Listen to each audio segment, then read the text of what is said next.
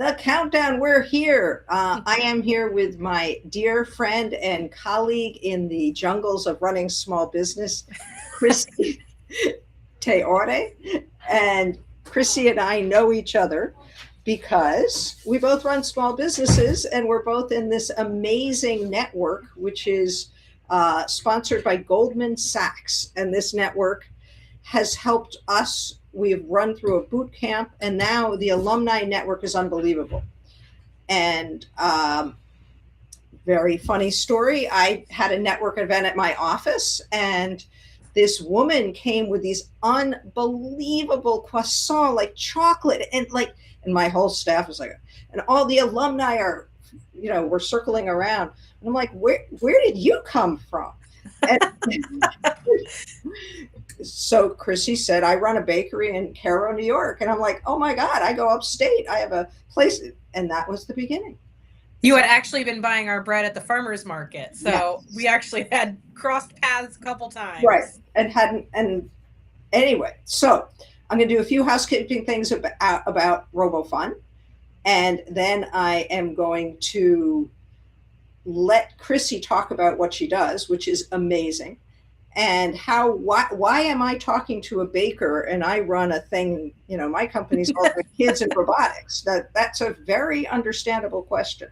I'd also like to tell my audience, you are more than welcome to jump in if you have any questions. So I want to let my Robofun families know, and people who have children and are interested in having them come to Robofun. Robofun has a huge week next week, as does Chrissy, involving Lego. So right now, we're about to run our winter camp week. Every day we have kids in the morning and the afternoon. Some kids stay the whole day. So please consider coming to Robofun. Go to robofun.org or call us. We're registering people by phone as well. We have Minecraft. We have robotics, and we have coding, both Python and Scratch. We can help you if your child is between 3 and already toilet trained and 13. We have a beautiful space on 65th and West End, and we'd love to support your children in their learning in tech and really in their love of learning. Now, Chrissy runs C&B franchise, C&B Bakery in Cairo, New York, and has just begun this amazing franchise effort, which is so cool, and I can't wait to have her talk to you about it. She specializes in mid-sized bakery production of sourdough products from scratch, and from scratch food as well. I got to tell you, the sourdough, when I'm upstate, I'm like, I can't go back to the city without the bread. Which sort of grew our friendship. I am in a moment where at times Lego changes their platform and we end up with things that we can't use with our kids because we need to sort of make it more uniform. And I'm on a networking call with Chrissy, and I'm like, I'm bringing it upstate to some people. She's like, no, you're bringing it all to me. And I'm like, you want my whole Prius full of Lego? And she said, yes, I do. And I'm like, all right, Chrissy, you just made my week a little easier. So, a lot of old Technic Lego is now at C&B Bakery Kitchen in Cairo. So welcome to this, and tell us, why do you want the Lego? Thanks for having me, Laura. Well, okay, we're a big Lego family. My son discovered Legos about 2 years ago.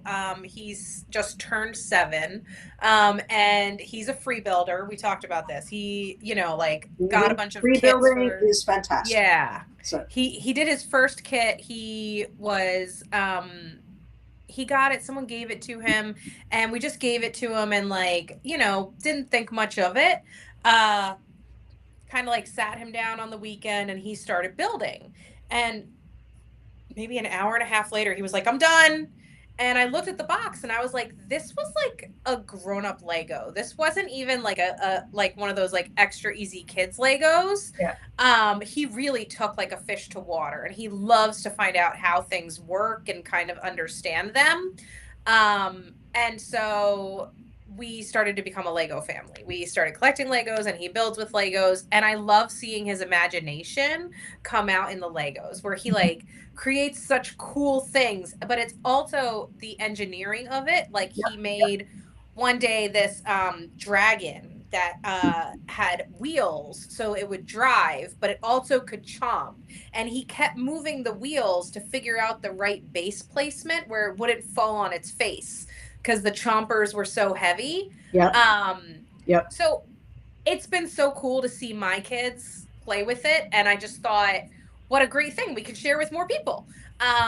So it's CMB Kitchen's 8th birthday this month. We are Woo-hoo! 8 years old and you're 28. So yeah, I love that. February for CNB, and we got to remember this every year. We got to do a birthday thing. So that my company, right? Like a birthday party. Along with my son, I was rather naive at that point, getting pregnant and starting business the same year. And 8 years, and you, in those 8 years, oh my God, you have a 7-year-old and a 4-year-old. Yeah. So I have a 7-year-old and a 4-year-old, and me and my husband run the business. So he's the baker man, and then I do the business and food end. And we together created CMB Kitchen. So everything's from scratch. We make our own sourdough, we do food, and we just launched a franchise. So we want to help more bakers be able to do what we do and really give them an opportunity to succeed with all the tools, you know? And I think that's kind of part of Legos is like you build and you learn through experience. And for us, business is a lot of the same way where you're building and you're learning and like you learn through trial and error. And sometimes someone having a playbook or a guide is a lot bit of a helping hand instead of just trying to free build all the time. Yes, that's a great way to use it. We love free build at Lego, at Robofun with Lego, but with running a business, free build isn't always the best strategy. But as you and I know, there's moments when you have to free build. Yeah, those moments when you fall on your face, like those are expensive moments. And, you know, it can be hard to come back all the time from them. So I think saving some of that energy and having more strategic and smarter ways to plan to go ahead is not a bad thing. Yes. So I grew up skiing at Hunter Mountain, Windham Mountain, doing a lot of skiing, Bel Air, and Caro's right in that area. And how, like, if I am hearing this, I'm like, oh my God, I want to get some Lego. What should they? So you're giving away at the bakery this week? Yeah, so our store on Main Street, we're doing basically our birthday party week because why limit it to one day? And we are going to put out all the Legos. My kids are actually mixing them on Monday because they're off school, so that's their little project. They're going to mix up all the Legos, and we're going to make some pre-made bags, and everyone is welcome to the shop. You don't have to buy anything. You can just drop in. If maybe you haven't been in before, it's a great opportunity to come check it out, see what it's all about, low entry. Just come grab some Legos. Take whatever you'll use. There kids are welcome. A lot of treads. So yeah, a lot of treads and a lot of wheels, which is cool because those are some good Legos.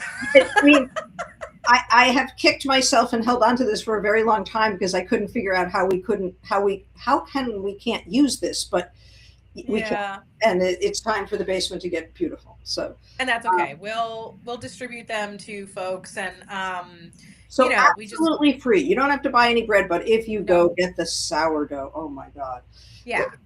What the arborito, is that what it's called? The arborio? Yeah, arborio. That's our signature bread. Right. So, yeah. So that's a trade secreted bread. It's our signature bread. We're the only folks who make it, and people just like fall in love with the arborio. It's like soft and fluffy, and it's got all the things you want in like a wonderful white sandwich bread, but it's still sourdough. And it's great toasted. It's also really good for French toast. Yeah. So. It's good for everything. So if you're like, well, I'm going into the Hudson Valley, but I've never heard of Caro, New York, which I understand because it is a population of less than 3,000. So where is it? How do you describe to people where it is? Yeah, so we're in the crossroads of the Catskills. So if you're driving between, let's say, Catskill or Hunter, a Catskill and Hudson, and like Hunter or Wyndham, you have to pass basically through Caro. So a small detour onto our main street.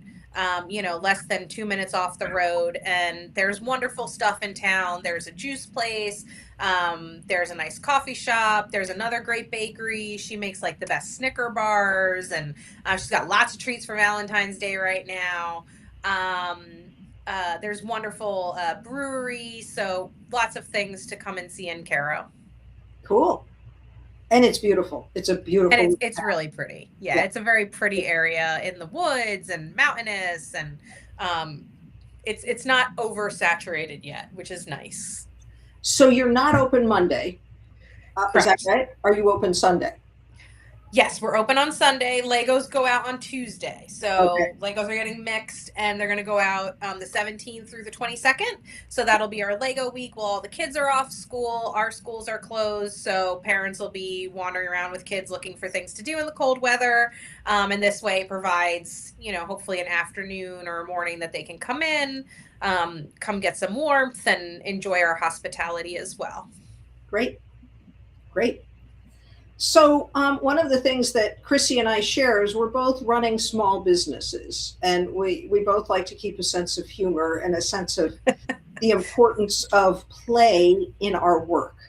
Yeah. And I think about this a lot with my staff that you have to love children, you have to love what you're doing, you have to really like being thoughtful about what you're doing, and we have to have some fun together. We recently went to an escape room together. It was really fun. Oh, Um, that's cool. yeah, it's like a bonding, and it was fascinating to watch. I'm getting a little older than many of my staff members. I just amazed at all of our collective brilliance. We Yeah. solved it, and they Oh, said cool. the hardest ones, and we did it in like 45 minutes. So, Wow. I'd want to try one of those like smash rooms. oh, I I don't think know that's what more are my they? speed. So there are these rooms you go in, and like they put all this, they buy junk or whatever, things that are like uh, falling apart, and they give you a bat, and you go in there and you get to just rage and smash the room. And I think that would be so fun as a small business owner. I think maybe we need an alumni event. Sandra Mejia, if you're listening to this, we need you to come to the Goldman Sachs Group. That's Um, reality. but how do you, in your little, first of all, tell us a little more. How many employees do you have, and how do you incorporate play in work together? Yeah, so we've got 19 employees, and we service about 70 other businesses, wholesale. So we work with lots of other businesses. And I think play is, I mean, at the end of the day, we're not curing cancer. We're not building rockets. We're not, I mean, the work we do is important. We are feeding people and we're creating wonderful food, but like, it's meant to be fun. If you're not having fun, you're doing it wrong. And I think it kind of comes through in our overall culture.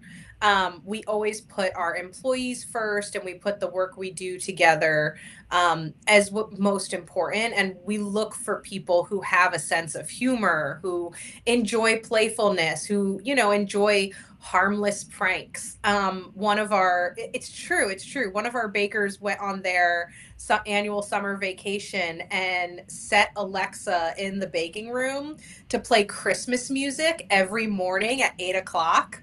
So the bakers are sitting there like doing their normal job, and it's July, and on comes Mariah Carey's Christmas music. So like little things like that I think are just hilarious, and like it's harmless good fun that everyone can enjoy, and it just makes your day feel like Agreed. Yes. lighter, Yeah, yeah, yeah, yeah, yeah. Yeah. I didn't know if I approved of this one, but it was totally fine. One of my managers decided to call one of his direct reports and tell him that he had to work the day after Thanksgiving, which everyone knew was an off day. And, Mm-hmm. and he was working at home, and he did the call in front of us. He's like, "Hey, David, I'm sorry to tell you this, but we got to work the day after Thanksgiving." And I'm like, "What are you doing?" And, everyone's cracking up. David's like, "Why?" And in the end, he figured out it was a prank. But Yeah. I mean, yeah, just little jokes like that. We have jokes in our bathroom at the shop, funny signage right. from other businesses that we support and hand drawn art, but it's hilarious. I mean, not to spoil, well, I'm not going to spoil it. If you go to the shop, go in the bathroom. Now you got to go to the shop. It's prime. It's some good artwork, and it's a little irreverent. The girls were literally, when I brought it in, they were like, "You're not going to really put that up." I was like, "Oh yeah, 100%. I'm getting it professionally framed. It's going to be beautiful." I don't remember this. I got to go back now. I know. So, what are you at right now, and where are you going in the future with your business? Yeah, so our business in Caro is pretty steady, and our business is mostly wholesale. People like to see our little shop, and they it's a cute little store on Main Street, but really what we are is wholesalers, Mm-hmm. and we sell to these other businesses and restaurants and other small businesses.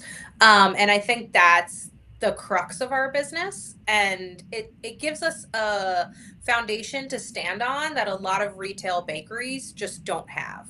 So where they are reliant on foot traffic or reliant on custom orders, ours, we're able to kind of diversify by having this wholesale arm that supports the majority of the business.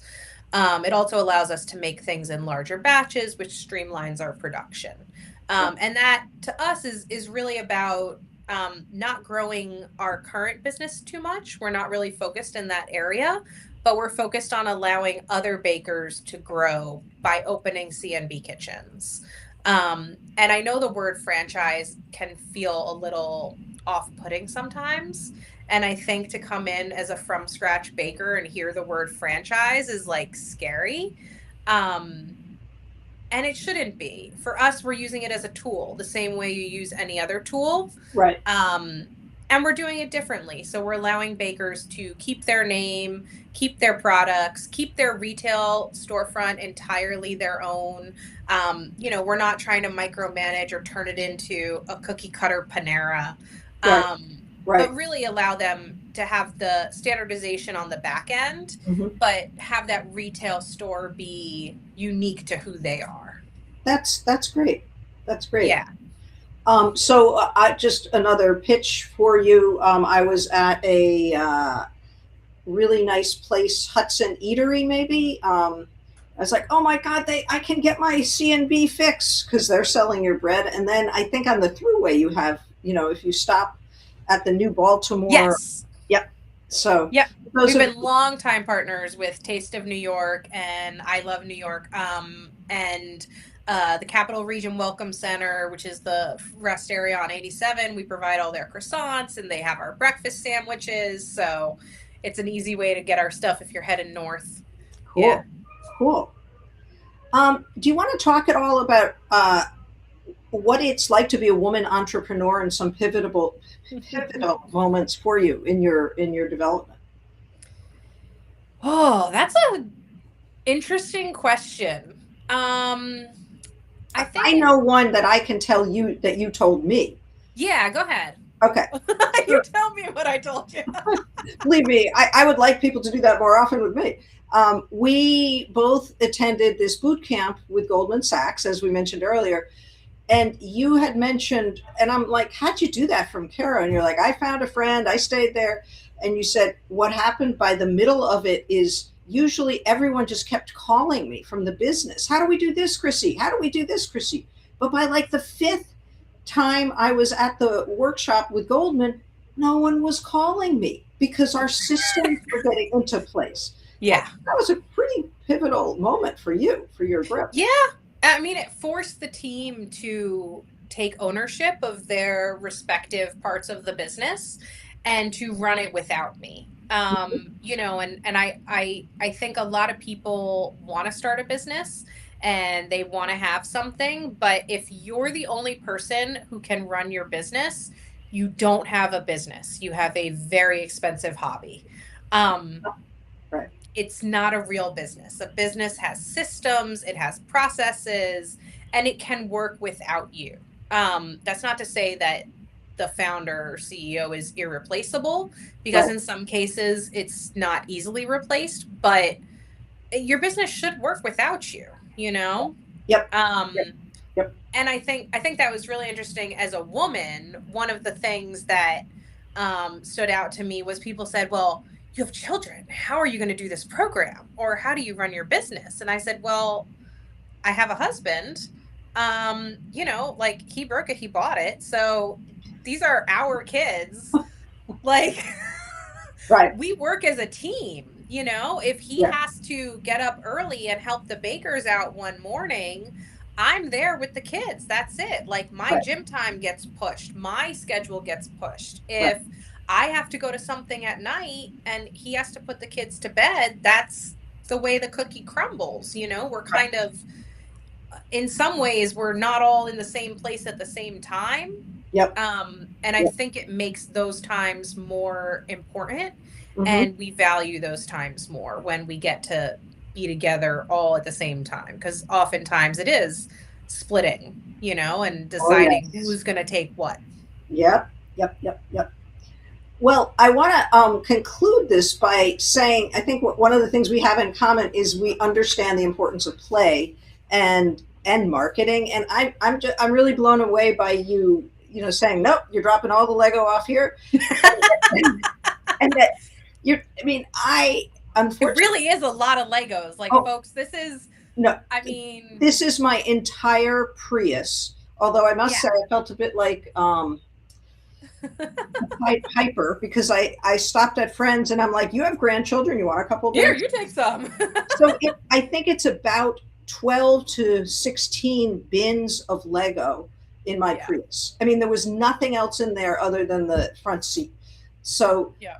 you have an opportunity to get some really great Lego in Caro, and you have an opportunity in New York City. Check us out, robofun.org, and we have lots and lots of programs all of next week. You can sign up for the whole week, afternoons and mornings. You can sign up just for the mornings, which is generally physical computing, or for the little ones, we have a whole program that we call Little Engineers, which is with big Lego and story and song.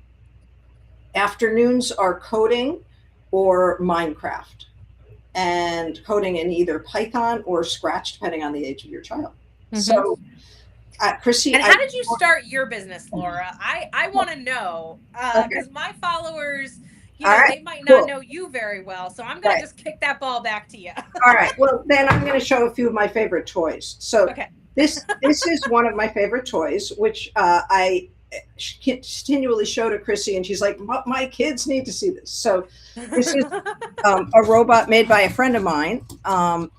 And what I love about it is you put a pen through the middle of it and it draws a marker. And it is, Cool. I love Lego, but Lego can be very pricey. And this is not pricey. And you can literally step on it and it still exists, which happens all the time. I mean, we know you can step on Lego and it still exists, but they definitely still exist. Yes. So, yes. But this is a very pure way to learn about programming. And I will go to various like flea market, not flea markets, but places where we are exhibiting. And I'll hand this and my phone to a 3-year-old, and they are off and running. I have to just make sure I get my phone back. So Yeah. This is one of my favorite toys. My second favorite toy is up here. This is a Ikasi rhombi dodecahedron. Wow. And one more time for the people in the back. Ikasi rhombi dodecahedron. Wow. It is made with 5-sided pentagrams, cubes, and triangles. And we have the die press that makes the individual pieces in our studio. And one of my goals in all of my work is that it's not just STEM, it's STEAM. You have to have science, technology, engineering, mathematics. I forgot the art and art. I'm also an artist. I just recently learned how to weave, and this is one of my first things. Oh, cool. But my big belief is you have to love what you're doing, and you have to put things in front of kids that they will love. And, some of my best moments are with kids saying, when I was okay. So I started out as a computer teacher, went to Skidmore College, studied painting and sculpture, and was like, going to be easy making a living as a painter. So then I learned a little bit about educational technology, and in that discovered how cool it was, and that this was those kids' blank canvases. So some of my memories of teaching is really kids like I'm going to get a horrible reputation with all the other teachers if I don't get them out of class on time. So that was a big problem. It's like, how do you get them on to the next? So I started the company because I taught in private schools, but I also taught in Job Corps. And I realized how hard it is for most people to use this, to use educational technology in a way that isn't like a drill and kill workshop or a learning management system. Yeah. And, with a creative background, I'm like, this is the fun part. I love creating curriculum. I love doing interesting things. Yeah. And so that was really the beginning. And I think that what we're coming to is a stage 2 in a couple of weeks or months. You can interview me. Oh, cool. We'll do another one. Yeah. But the beginning was really that I was getting kind of bored in one school, and I had this unbelievable opportunity to work with this very famous computer scientist named Seymour Papert, who invented Lego robotics, or developed Lego robotics, invented a language called Logo, and he was my summer neighbor, and I a bakery to get a cookie. And he was in line. And so I'm like, that's the brilliant person who just did the keynote speech. And I'm like 28 years old. So anyway, so we ended up working together, and I discovered that he's great with all the MIT brilliant nerds, but I'm a different kind of person who does it with real teachers and with real kids. So that was sort of the beginning. And real people. Right. And I think that made me kind of think of something. So, when we first opened our business, I think we were so excited, and like, you're so passionate and you're so jazzed. And for anyone who's owned a business, I don't want to say that wanes, but it does. The glamour wears off, and you kind of get into the grind, and you start to get, okay, we're doing this again. Okay, this is happening again.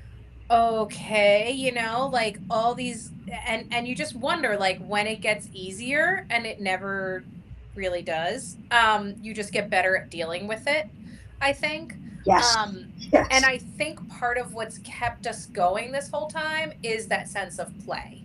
And like, even when things are hard, finding joy and play and like humor, especially in those challenging times, I think is so important as a business owner and an entrepreneur. Like, grit is important. They talk a lot about grit and having that ability to keep going. But part of that is the ability to work from a joyful, play-filled existence, and like a place of giving back and community and all those things tie together. And I think that it's so cool you've been doing this for so long. And like, in my head, I'm going, how has she been doing this? And in my mind, I'm going, it's play, duh, because it's play. Like, well, I think that's an entirely another. I mean, we should have this conversation. But there's this line early on that somebody said, it's a marathon, not a sprint, running a small business. But I'm actually beginning to think it's actually like sprint, sprint, sprint, sprint, sprint. Like, you're embracing a whole new direction. You're going to be a owner of 14 franchises in the next 5 years or more. I'm embracing a national curriculum. I need to get certain things done. So it is a marathon, but and really the thing is, for both of us, is learning how to manage your expectations and manage the process, because every day things are going to happen. Yep. Many that you planned, many that you didn't. Yeah. So, and to celebrate the small wins. I feel like as a small business owner, you sometimes have wins, and then you're so busy working on the next thing. Yes. Part of, I think, what we've been very intentional in working on is like, celebrate those wins. Stop and pause for 2 seconds where you are, be where you are, put your feet down. Yep. don't be thinking about, okay, on to the next thing, you know, or like, well, how am I going to blow that out of the water? Because then Right, right. you're never where you are, you know? Yes, I love that. I think that's a Yeah. great place to end. You need to be where you are, and Mm-hmm. you need to enjoy the moment. And if you're planning moments next week, check out Caro and check out C&B Kitchen. Grab a Yep. bag of Lego. If you have kids in New York, come and visit us. But Chrissy, this has been really wonderful. Yeah. Thank you, Laura. Thanks for having me. Sure, sure. We'll have to have a post-mortem, and I want to know if all that Lego got taken up. Yeah, and if anyone has any questions or anything, you can drop them in the comments. We'll be following up with you. Yep, So yep. thank you guys so much. Thank you. It's been great having such an audience today. All right. Bye, Chrissy. Bye. Take care.